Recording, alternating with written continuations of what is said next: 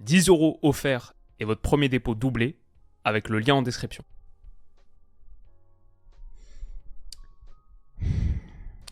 Les amis, bienvenue, j'espère que vous allez tous très bien. On se retrouve pour une nouvelle vidéo. Malheureusement, le tournoi de l'équipe de France prend fin, éliminé donc contre l'Espagne à Munich, 2-1. Les Bleus ont vite mené, mais ont été rapidement rattrapés par l'Espagne de De La Fuente et de ce petit homme qui, à 16 ans, a sorti une masterclass. Peut-être le grand match de sa carrière, un wonder goal à 16 ans. Qu'est-ce que nous on faisait à 16 ans en demi-finale d'Euro? Magnifique match de Lamine Yamal. Pour moi, c'est même, et on va le montrer avec les images, une qualification sans conteste méritée de la plus belle équipe du tournoi. Il y a un petit paradoxe, et il va pas falloir se tromper dans l'analyse, parce que les stats sont intéressantes, elles montrent quelque chose d'intéressant, elles montrent 6 petits tirs pour les Espagnols, bon 9 seulement pour nous, pas beaucoup non plus, mais 6 petits tirs pour l'Espagne, sur les XG 0,74 pour eux, 1,01 pour nous. Ok, maintenant, qui a vu le match ici et qui pense sincèrement que l'équipe de France était au-dessus? Je pense que c'est une rencontre où une équipe qui a la qualité technique collective pour éteindre une partie et qui mène 2-1 au bout de 30 minutes de jeu a pas eu à forcer. Je pense qu'à la fin, l'équipe qui a posé le plus de problèmes à l'Allemagne, à l'Espagne, voilà, sur ce tournoi, c'est même pas nous. Nous, on les affronte en demi-finale d'Euro, mais on leur a pas donné leur match le plus compliqué. Ils ont pu, à la fin, être relativement tranquilles. C'est ce que je mettais. Quand tu te retrouves mené à 15 minutes de la fin face à un collectif qui est aussi à l'aise techniquement qu'eux, et que toi, tu sais pas presser, c'est là qu'on commence à voir les limites. C'est là que ça devient problématique. À la fin, donc, l'Espagne a même pas eu à forcer pour nous battre, pour aller en finale de l'Euro. Pour moi, il n'y a pas trop de choses à redire. C'est 100% mérité. Les hommes de Didier Deschamps ont juste fait face à leurs limites, à leurs lacunes. Cette équipe ultra solide en a pris 2 en une demi-heure, c'était 2 de trop. Et pourtant, on n'avait pas si mal démarré. Pourtant, on avait même très bien démarré. C'était donc le 4-3-3 qu'on attendait, celui dont on avait discuté dans la preview, avec Randal Kolo Muani, avec Kylian Mbappé, avec Ousmane Dembélé. Le trio offensif, Antoine Griezmann, donc mis sur le banc, là. L'Espagne, c'était aussi l'équipe qu'on attendait, avec Jesus Navas qui prenait la place de Dani Carvajal suspendu, avec Dani Olmo à la place de Pedri blessé, et bien sûr Nacho à la place de Robin Lenormand. Nos choix auraient pu être payants, notamment ceux de l'équipe de France, ouais. J'avais oublié cette image, donc on va essayer de tourner la phrase différemment. Le choix du prono Lamine Yamal passeur aurait pu être payant. C'est le cas de le dire parce que ce centre-là, dont on avait parlé dans la preview, passeur décisif pour Morata, ce centre au bout de 5 minutes de jeu déposé sur la tête de Fabien Ruiz, normalement ça doit faire 1-0 pour l'Espagne déjà là, parce que c'est un superbe ballon déposé sur la tête d'un gars qui saute 4 têtes au-dessus de ses vis-à-vis. Donc on a un petit coup de chaud. Mais non, ce que j'allais dire, c'est que les choix payants qu'on a fait, c'est ce que Didier a fait, c'est la titularisation de Randal Kolo Muani, c'est Kylian Mbappé sans masque, parce que oui, grâce à ces deux gars-là, on va prendre l'avantage au bout de 8 minutes de jeu. Kolo Muani, là, sur un petit ballon intérieur de Saliba qui provoque une faute, qui résiste bien de haut jeu. Et ensuite, sur la suite, continuité, ce coup franc, Ousmane Dembélé, voilà, ce trio offensif qui est payant parce que ça part d'un ballon d'Ousmane, ce qu'il est capable de faire rentrer à l'intérieur, et la complicité qu'il a avec Mbappé sur ses ballons de renversement, on l'a vu toute la saison au Paris Saint-Germain. Mbappé, un contrôle, un ballon au second poteau, il est superbement déposé sur la tête de Randal, qu'on sait bon à la finition de la tête, il a montré sur les matchs de préparation, Luxembourg, mais c'était aussi une autre rencontre, j'ai envie de dire Irlande, mais je pense pas que ce soit ça. Une autre rencontre qu'on a disputée, c'était il y a quelques temps, en mars ou le rassemblement d'avant, à Marseille, là, le Chili. Voilà. Et sa tête donc au second poteau, le petit filet d'Unai Simon, contre toute attente, au bout de 8 minutes de jeu, les Bleus prennent les devants. Alors là, je peux vous dire, c'était la fête ici, on était contents. Des choix payants donc, et en plus, sur ces 20 premières minutes, je trouve qu'on sort vraiment le Deschamps Ball à la perfection. C'est du Deschamps Ball dans le texte, la partition récitée parfaite, c'est Les 1 contre 1 défensifs remportés, je vois Koundé là sur Nico Williams par exemple, c'est top. Et derrière, quand t'es le petit ballon, la qualité en transition, Koundé qui s'appuie sur Ousmane Dembélé, qui va fixer, rentrer à l'intérieur comme il sait super bien le faire pour aller chercher l'autre côté et pour prolonger la transition, avec Théo Hernandez qui peut s'appuyer sur Kylian Mbappé. Ça, c'est ce que l'équipe de France de Deschamps est capable de faire de mieux. En tout cas, en 2024, bien défendre notre surface, on l'a vu l'action qui part de Koundé, et derrière tu finis et t'arrives avec Mbappé en 1 contre 1 sur son vis-à-vis, en plus un Jesus Navas qui était, on l'avait mis en lumière comme étant, il n'a pas fait un mauvais match, mais on l'avait mis en lumière comme étant un des points faibles potentiels de cette Espagne. Franchement, tu peux pas demander beaucoup mieux que ça. Mbappé rentre intérieur, prend le dessus sur son vis-à-vis, sa frappe est contrée par Laporte, il me semble, ou Nacho.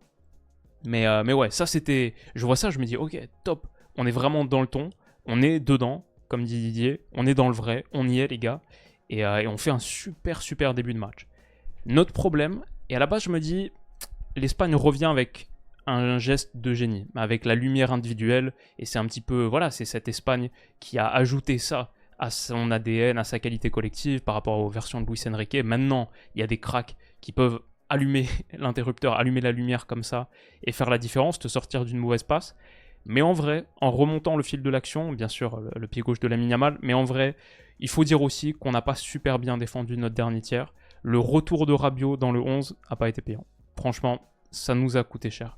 Là, par exemple, et Tchouaméni aussi, Rabiot, Tchouaméni, les deux, je les mettrais dans mes flops du match. Malheureusement, c'est là-dessus qu'on perd la rencontre. Sur ce ballon de Dani Olmo trouvé entre les lignes, la première ligne est battue, il faut dire aussi qu'on presse pas très fort, hein, voilà, c'est sûr.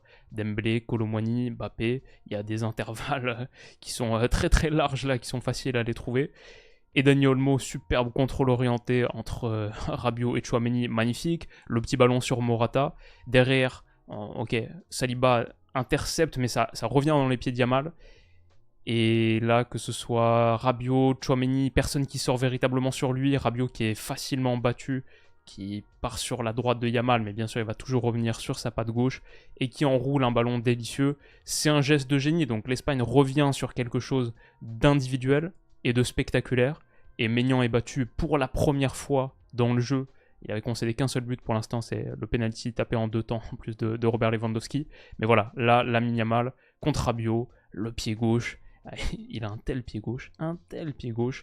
Qu'est-ce que cette surface de pied est dangereuse. Les centres en première intention qui sont sur les matchs de préparation, que ce soit le match contre l'Irlande du Nord, à l'Euro contre la Croatie, le centre pour Carvajal, contre l'Italie, c'est juste un tueur. Il est tellement fort contre la Géorgie, et ce ballon va aller lécher la lucarne de Mike Maignan, il n'y a rien à faire. Donc c'est ce geste génial, mais c'est aussi qu'on défend pas très bien cette zone-là. On l'a montré avec Rabiot et Tchouaméni, mais quel énorme crack, quel immense crack. Je me souviens qu'en pré-tournoi, on disait, vous vous souvenez, on faisait cette vidéo où donc on parlait de l'Espagne, et on disait, bah franchement, un gros tournoi de Lamine Yamal, une Espagne qui va au bout, portée par un immense Lamine Yamal, c'est tout de suite une compétition qui prend une petite odeur, un petit reflet doré Pelé 58, ou Mbappé 2018. L'arrivée d'un jeune crack, d'un prodige, un truc un peu historique, et franchement, Yamal, demain, l'Espagne va au bout, et il fait encore une grande perf en finale, peut être élu MVP du tournoi. Ah, il viendra de fêter ses 17 ans. Voilà, on est en plein dans l'histoire, avec donc son premier but du tournoi, mais il était à 3 passes décisives, il est immense depuis le début, la réaction de Pedri en tribune, ouais, on était tous un petit peu comme ça. Morata qui l'embrasse derrière.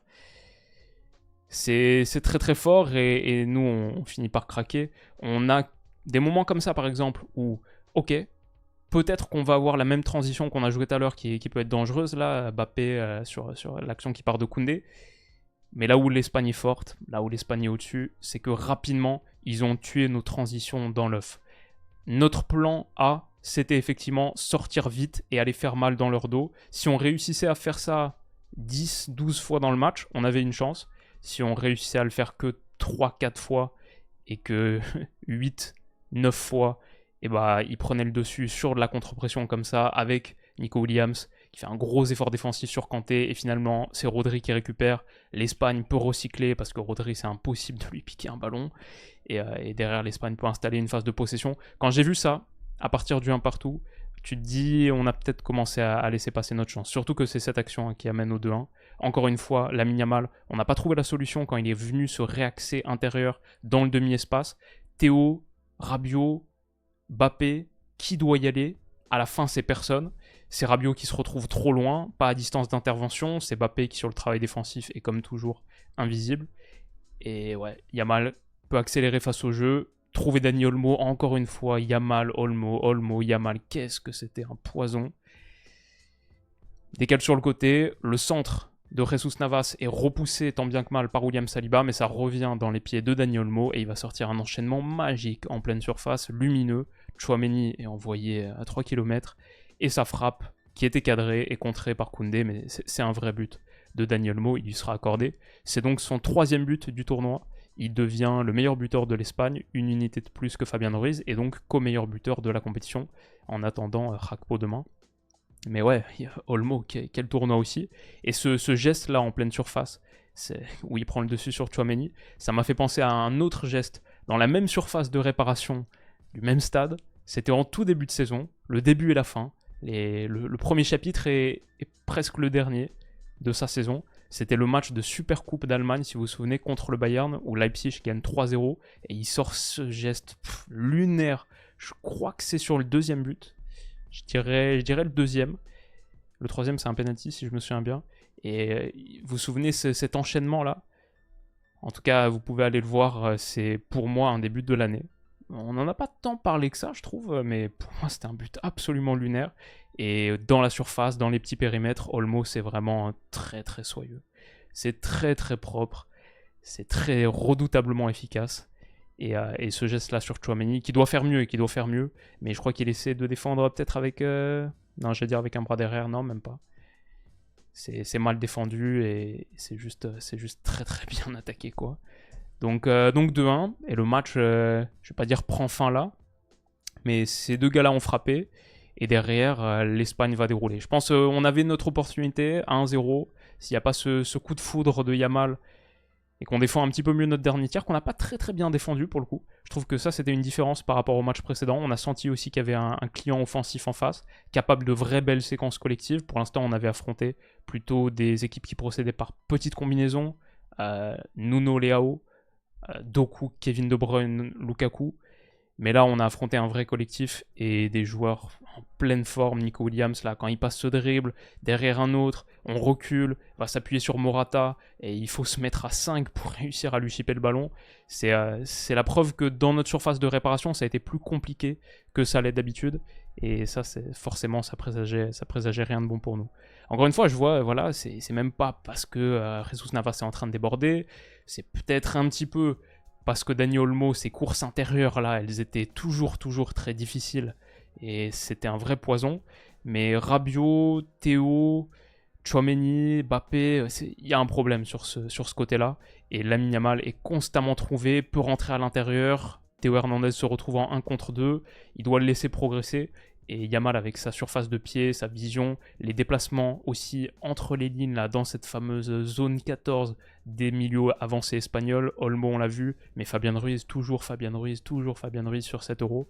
Et bah là, c'est très très dangereux. Et quand je vois des séquences comme ça, répétées, ouais, c'est juste une meilleure équipe de foot, les gars. C'est juste une meilleure équipe de foot qui est au-dessus de nous sur quasiment toutes les phases du jeu. Parfois, pas de beaucoup, mais quand t'es supérieur un petit peu de partout, ouais, à la fin, c'est mérité. J'ai vu une équipe qui, aussi en transition, était capable de choses. De toute manière, l'Espagne, on en parle depuis le début du tournoi, ils font plusieurs choses bien. Ils ont ajouté beaucoup plus de vitesse par rapport aux derniers, beaucoup plus de verticalité par rapport à leurs dernières itérations. C'est une équipe qui, avec Nico Williams, qui a d'ailleurs réussi un contrôle orienté lunaire, là, franchement, de très très grande classe, peut aller exploser. T'as Morata qui fait l'appel en profondeur, t'as Lamine Yamal qui arrive en trailer haut de côté, c'est toujours très très dangereux, et sa frappe là, il rentre intérieur encore une fois, elle est quasiment indéfendable, elle va être déviée, mais c'est encore un corner pour l'Espagne. Et ouais, juste une mi-temps, à partir du moment où ils égalisent, une mi-temps de haute facture. On a eu les 20 premières minutes, si on avait pu prolonger ce temps fort, au moins jusqu'à la seconde période, arriver à 1-0, peut-être, là peut-être. Mais en l'état, oui, très très compliqué. Qu'est-ce qui se passe en seconde? On a peut-être des opportunités de transition. Tu vois, Théo Hernandez, ça pouvait être un circuit fort. Théo, Rabiot, aller chercher Kylian, jouer le 1 contre 1. Parce que c'est vrai que Lamine Yamal, par exemple, qui est là sur Théo, aidait pas, doublait pas le côté avec Jesus Navas pour protéger la menace de Kylian Mbappé.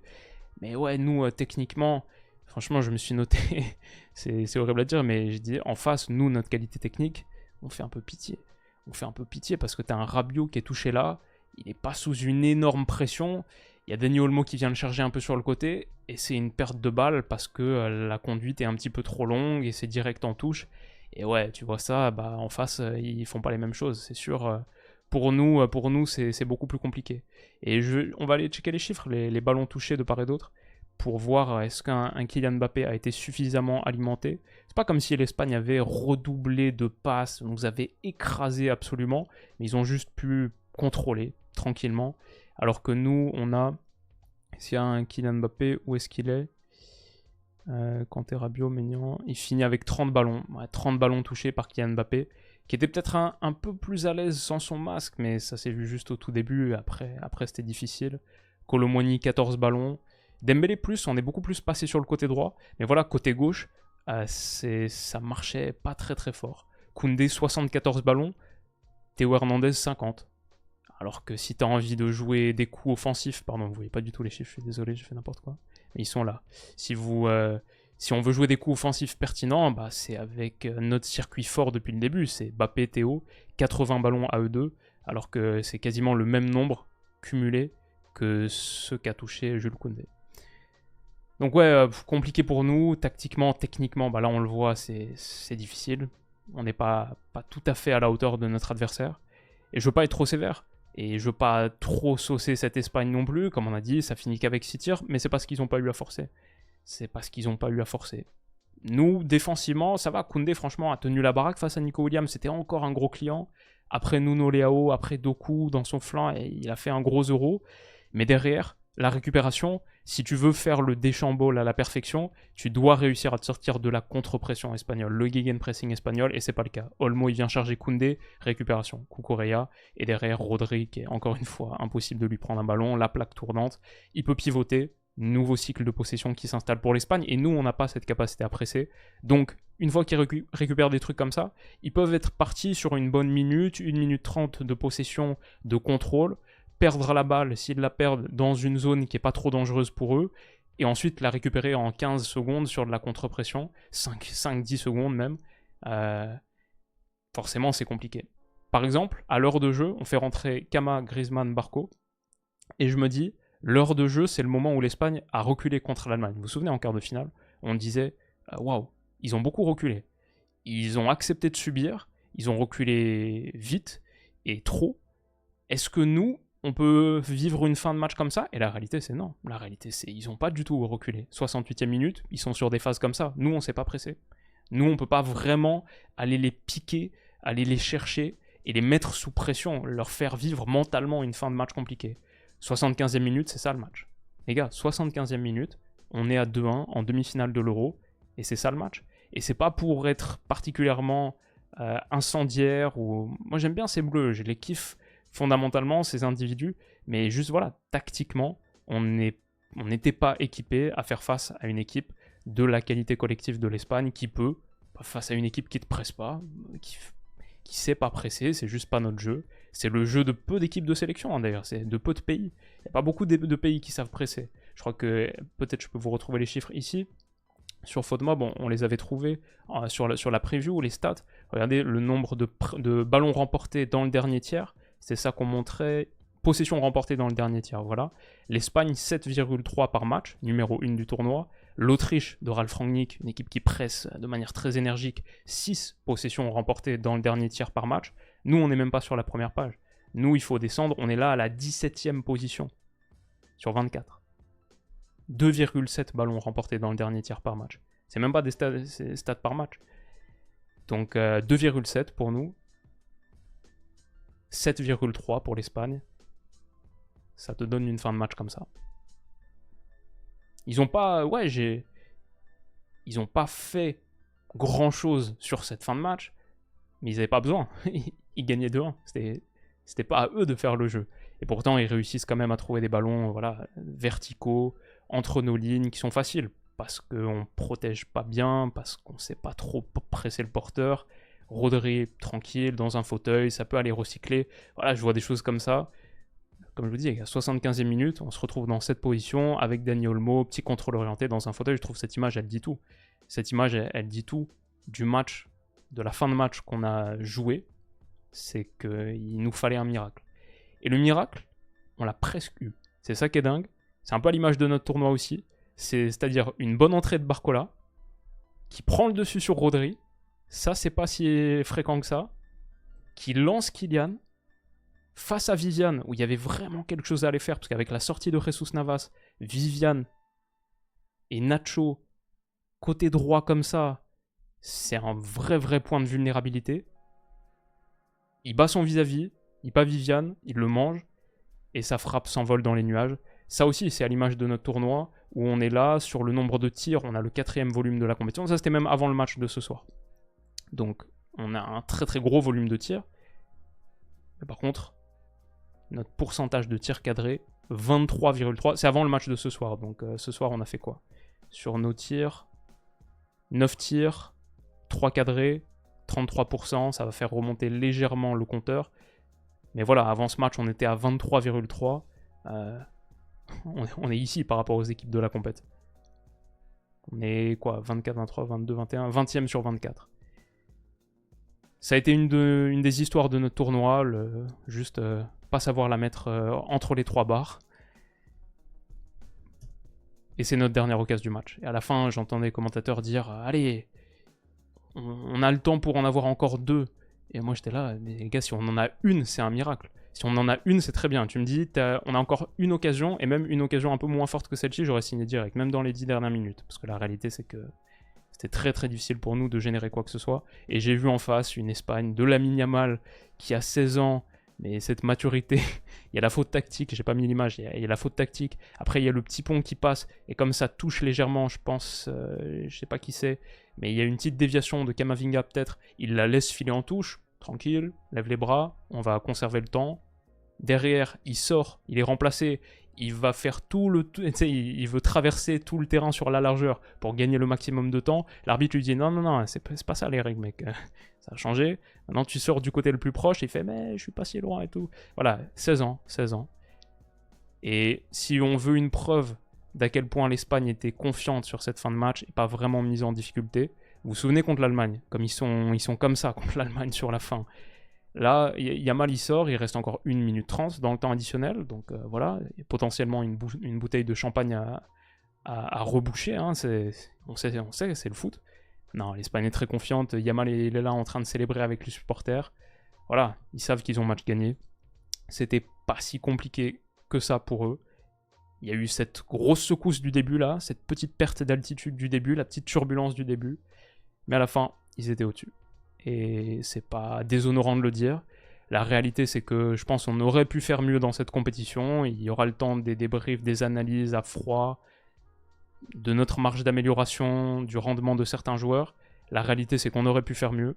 Mais la réalité aussi, c'est que même en faisant mieux, même en étant 20-25% meilleur, je suis pas du tout convaincu qu'on bat cette Espagne, qui est pour moi, comme j'ai dit, depuis le début, l'équipe la plus forte de la compétition. Et d'assez long. Qu'est-ce que vous avez pensé du match, les amis? Comment vous sentez le truc? J'ai vu quelques réactions sur Twitter aussi. Forcément, il y a de l'émotion. Tu vois, je dis félicitations à l'Espagne, qualification méritée de la meilleure équipe du tournoi. Ce petit gars est un phénomène. Et bon, dans l'ensemble, vous êtes d'accord, mais il y a quand même des mérités, points d'interrogation, mérités pour les matchs qu'ils ont produits, mais là, par 20 minutes, c'est moyen, voire horrible. Ouais, mais c'est pas ça la physionomie de ce match. Ils n'ont pas eu besoin de forcer, encore une fois. Je pense que c'est la 5e fois qu'on le dit, mais c'est la vérité. Qu'est-ce que vous avez pensé de cette rencontre? C'est pas fini, il nous en reste encore 2. Demain, c'est un match qui intéresse beaucoup les gens ici. Comme je vous ai dit dans la preview tout à l'heure, c'est très chaud là à Amsterdam, tout le monde m'en parle. Ils pensent qu'ils peuvent le faire, hein. Ils pensent vraiment qu'ils peuvent le faire. Pays-Bas-Angleterre, à Dortmund, la marée orange, ça va être le mur orange en plus, là où il y a normalement le mur jaune, c'est que des supporters néerlandais, donc ça va être une folie. J'ai trop hâte en vrai. Et est-ce qu'on aura Espagne-Pays-Bas ou Espagne-Angleterre en finale? Espagne-Angleterre, mon prono de pré-tournoi comme finale. Mais Espagne-Pays-Bas, je vais pas mentir, ça me ferait plus kiffer. Rendez-vous demain pour le débrief.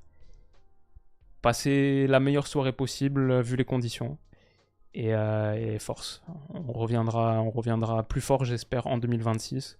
Peut-être avec de meilleures armes, un secteur offensif plus performant. Mais bon, ça, on aura le temps, je crois, d'en discuter. Prenez soin de vous les potes, passez une très très bonne nuit, très bonne soirée, très bonne journée. Où que vous m'écoutiez, sur YouTube, en podcast, dans les transports, tout ça. Merci de votre force. Et on se dit à demain. Bisous.